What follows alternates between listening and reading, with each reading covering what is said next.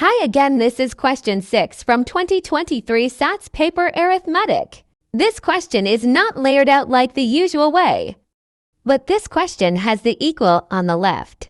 The question is something equals 10 times 96. I will be doing the column method first. Write the place value, which is units and tens. Then write your number, but if the sum was written the normal way, 96 would be first, so I will write 96. Now make sure you write the symbol, which is times, so you remember what you're working out. Now underneath write 10. First step is to work from the units, which is 6 times 10, which is 60. Now write 60 under like shown above.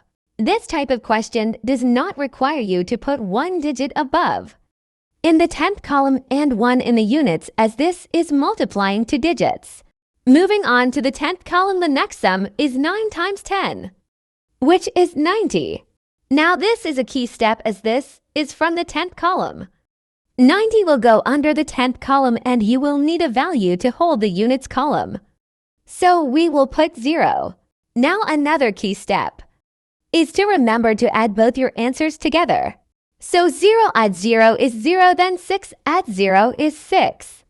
And then, as there is no digit to add to 9, we will add 0 to avoid confusion, which will be 0 add 9. The answer is 960. Another simple way to work out is to write the place value units, tenth and hundredths.